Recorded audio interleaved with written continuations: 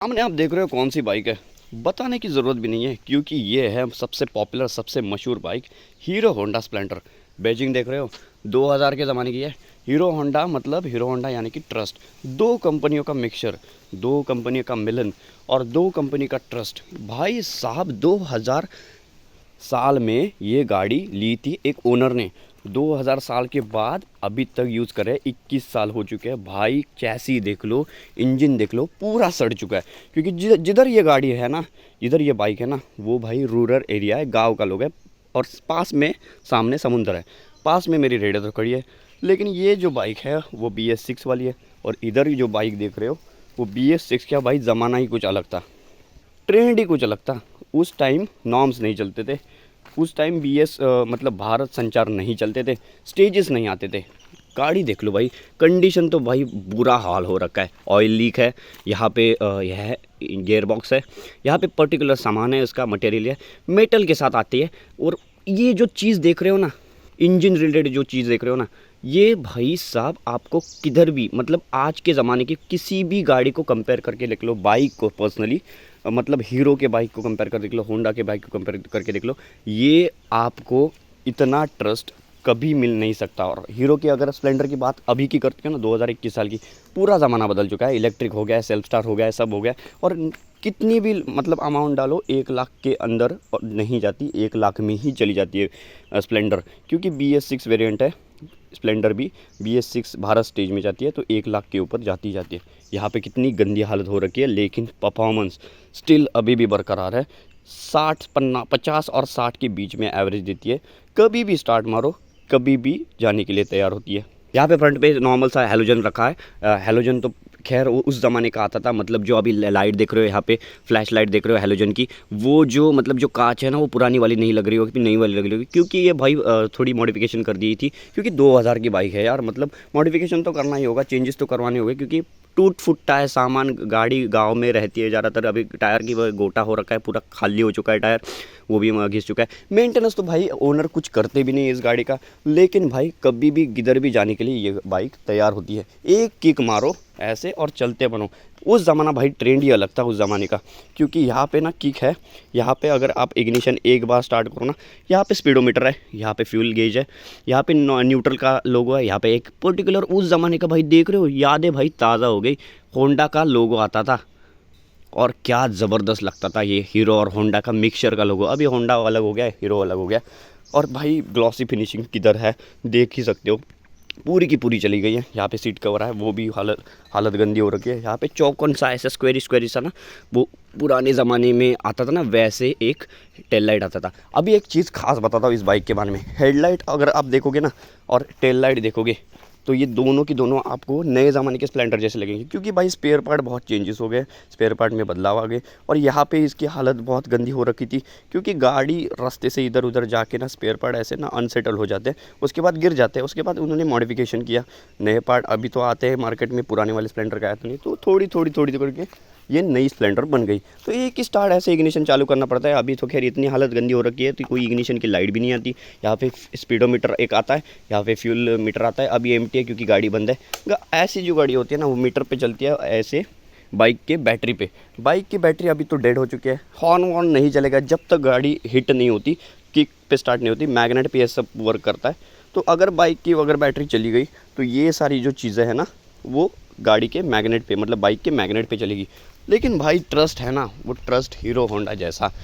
कितना भी स्टार्ट मारो, मतलब मैं बोल नहीं रहा किसी कंपनी को, किसी कंपनी के खिलाफ नहीं जा रहा, लेकिन भाई बजाज की देख लो या फिर TVS की देख लो। अभी भी ये अगर बाइक में 2000 में ख़रीदता ना और अभी तक रखता तो इतनी भाई ट्रस्ट नहीं दे पाती सच में। ये आप तो खैर भाई मेरी बाइक तो अपने मेरे कई सारे ब्लॉग में देखी होगी, मैंने जिक्र किया था इस बाइक का। TVS की रेडर है, हमेशा मैं दिखाता रहता हूँ। लेकिन भाई ये जो ट्रस्ट है ना वो हमेशा ट्रस्ट ही रहेगा क्योंकि हीरो होंडा जैसा ट्रस्ट अभी कहाँ है भाई, किसी कंपनी में कहीं पर भी नहीं मिलेगा आपको। 20-21 साल हो गया, अभी तो साल बदल रहा है, दिसंबर का लास्ट एंडिंग चल रहा है महीना, फिर भी यार एक ही किक मारनी है, सिर्फ स्टार्ट दबाना है, इग्निशन ऐसे चालू करना है। इग्निशन का भाई कोई लोगो भी नहीं आता, न्यूट्रल का सिंबल भी नहीं जलता क्योंकि पूरा डेड हो चुका है, गंदी हो रखी है बाइक भाई, घिसी पिटी है। लेकिन भाई एक स्टार्ट में किधर भी जाओ अब भी जाने के लिए तैयार है। इंजन की हालत देख रहे हो क्या है, पूरी की पूरी जा चुकी है, धूल मिट्टी पार्टिकल्स के साथ पूरी सड़ी हुई। अगर इस बाइक ये जैसी भी अभी मॉडर्न बाइक है, सिर्फ सेल्फ से स्टार्ट होती है, BS6 बाइक है, अगर ये चालू होती ना और इस कंडीशन में होती तो शायद ही ना चल पाती। ऐसे तो कुछ हाल हो रखे हैं बाइक के। ये पीछे नंबर प्लेट है, यहाँ पे एक साइलेंसर आता है, यहाँ पे एक सस्पेंशन आता है। सस्पेंशन भी क्या मेंटेनेंस तो करनी पड़ती है, 6 महीने के बाद चेंजेस करने पड़ते हैं, कुछ भी नहीं किया हुआ। फिर भी भाई जो पार्ट है वो टिपिकल जापानीज़ वेरिएंट के, मतलब जो जापान का जो स्टिकर आता है वही क्वालिटी के हीरो होंडा के मटेरियल में आते हैं, वही पार्ट जो सिमिलर उन्होंने बरकरार रखे हैं। कोई भी बदलाव पार्ट में नहीं किया। जो पर्टिकुलर जो बॉडी पैनल वगैरह दिखते हैं वो चेंजेस उन्होंने जो ओनर ने करवाए, क्योंकि वो समय समय के बाद करवाना ही पड़ेगा। क्योंकि क्या है, क्योंकि गाड़ी पुरानी हो गई तो गाड़ी के पार्ट भी अनसेटल होते हैं, तो इसलिए थोड़े बहुत चेंजेस करने पड़ते हैं। तो यहाँ पे ORVMs है, इधर भी है, इधर भी है। एक्सीलेटर सिंपल सा आता था, उसी ज़माने का पर्टिकुलर मटेरियल आप देख सकते हो। यहाँ पे वो ग्रिल आता था कुछ लटकाने वटकाने के लिए, सिंपल सा, और भी इसको एक्सटेंड कर सकते हो, बढ़ा सकते हो। और पुराने ज़माने के जो मटेरियल होते हैं ना भाई, इसकी क्वालिटी, अगर आप वज़न की बात करते हो ना, सच में बोल रहा हूँ, अगर अभी के वाले स्प्लेंडर को अगर कंपेयर करते हो नई वाली स्प्लेंडर्स के साथ भाई, अगर आप इसका कंपेयर करते हो ना, अगर आप इसको नए वाले स्प्लेंडर के साथ, यानी कि जो नई वाली स्प्लेंडर इस लोगों के साथ नहीं आती, हीरो के सिर्फ ओनली लोगों के साथ आती है, सिंपल से हीरो की बैजिंग आती है। स्पार्ट भी चेंजेस है, यहाँ पे एक सेल्फ स्टार्ट आता है। BS6 के अभी जो वेरिएंट है पूरा BS6 नहीं हुआ है, वो अभी का ट्रेंड आई हुई जो मोटरसाइकिल है वो हीरो की स्प्लेंडर, सिर्फ ग्लॉसी फिनिशिंग है। और किक भी जाएगी शायद, क्योंकि पूरी BS6 नहीं हुई नॉर्म्स में अगर आएगी तो पूरा BS6 में नॉर्म्स में क्या है, सिर्फ सेल्फ स्टार्ट यहाँ पे होता है, यहाँ पे किक, यहाँ पे इग्निशन होता है, किक तो नहीं देते बाइक को। स्प्लेंडर में तो दी हुई है, कंटिन्यूसली बरकरार रखी है कंपनियों ने, तो ठीक है, तो कोई प्रॉब्लम नहीं है। लेकिन भाई पुरानी वाली जो, अगर जो स्प्लेंडर की भाई जो क्वालिटी थी ना, वो भाई गज़ब ही लेवल की थी। जो वेट रेशो था, मतलब बॉडी टू वेट रेशो ले लो, पिकअप ले लो, पिकअप से रिलेटेड ले लो, इंजन के स्टिफनेस से रिलेटेड ले लो, इंजन के स्मूथनेस के रिलेटेड ले लो, हीरो के अभी की स्प्लेंडर आ रही है ना, उसको भाई साहब आप कंपेयर ही नहीं कर सकते।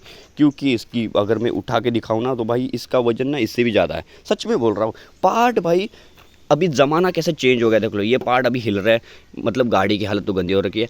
इसको आगे स्टिल अगर ये जो भाई साहब है ना, ये ओनर है ना गाड़ी के, 10 साल भी रखेंगे ना, फिर भी उनका हीरो होंडा पे इतना ट्रस्ट है, और हीरो होंडा का उनमें ट्रस्ट है कि ये दोनों ट्रस्ट इतने बरकरार हैं, हमेशा गाड़ी चलती रहेगी, ज़ीरो मेंटेनेंस है, कुछ भी काम। अभी देख सकते हो हालत कितनी हो रखी है गंदी, तो आपने नोटिस कर लिया होगा कि इंजन इतना गंदा है तो गाड़ी का मेंटेनेंस क्या किया होगा, सिर्फ ऊपर ऊपर के छोटे मोटे स्पेयर पार्ट बदलवाए होंगे, तो ऐसे किया होगा। अभी जो ज़माना था ना वो पूरा बदल चुका है, वो पूरा सब फाइबर मटेरियल आ चुका है। जो बाल्टी वाल्टी में फाइबर नहीं होते उसका मिक्सचर वगैरह करके ऐसे पार्ट जोड़ के फाइबर कर दिया। बॉडी का वेट रेशो जो है वो कम हो गया, इंजन का वेट उधर ही रह गया। यानी कि इंजन में चेंजेस क्या हुए, अभी जो है ये इंजन आप देख रहे हो, उसको क्या है, खींचने में भाई तनाव लगता है, थोड़ा वेट लगता है, क्योंकि ये बॉडी है वो ज़रा लाइट वेटेड नहीं है, हाई वेटेड है, हेवी मटेरियल है, हेवी बिल्ड क्वालिटी है। लेकिन भाई ये मटेरियल है वो, अपनी बाइक तो खैर जानते हो, BS6 वेरिएंट वाली TVS रेडर, ये जो मटेरियल है वो लाइट वेट मटेरियल है। इंजन में खींचने के लिए इस इंजन को ज़्यादा स्ट्रगल करने पड़ते हैं इससे कंपेयर, क्योंकि भाई मेटल देख लो कितना, जो स्पेयर पार्ट है ना वो किसकी क्वालिटी देख लो कितनी ज़बरदस्त है। एक एक स्पेयर पार्ट है ना 3-3, 4-4 किलो के, इतना सब उठाना पड़ता है। अभी की स्प्लेंडर के साथ कंपेयर करते हो ना, फाइबर बहुत जोड़ दिया है, मेटल की क्वालिटी थोड़ी कम कर दी, मटेरियल की कॉस्ट हटा दी, GST टैक्स वगैरह लगा के बाइक की जो कॉस्ट है वो बढ़ा दी। ऐसे भाई सर्टन चीज़ों से, खैर पुराना ज़माना वो पुराना ज़माना है, नया ज़माना वो नया ज़माना है। ऐसे जो अगर आप इन्फ्लेशन की बात करते हो तो आप सोचे, आप गूगल कर लो, शेयर मार्केटिंग आपको समझ में आएगी। मार्केटिंग के दाम बढ़ते हैं, मार्केटिंग के भाव बढ़ते हैं, गाड़ियों में भी सर्टेन चेंजेस होते हैं, बाइक में भी सर्टेन चेंजेस होते हैं, और चेंजेस के साथ साथ ऐसे एक्सपीरियंस भी चेंज होता है, और प्राइस लेवल जो है वो चेंज होके ऐसे अप डाउन मार्केट होता ही रहता है। तो स्पेयर पार्ट की कॉस्ट है वो टैक्स के साथ साथ बदलती रहती है, इसलिए बाइक की जो उस टाइम के ज़माने में ये स्प्लेंडर मेरे ख्याल से लमसम 40,000 में तो आती होंगी, तो अभी उसकी कीमत 1 लाख रुपए होगी। वीडियो देखने के लिए धन्यवाद, थैंक यू सो मच।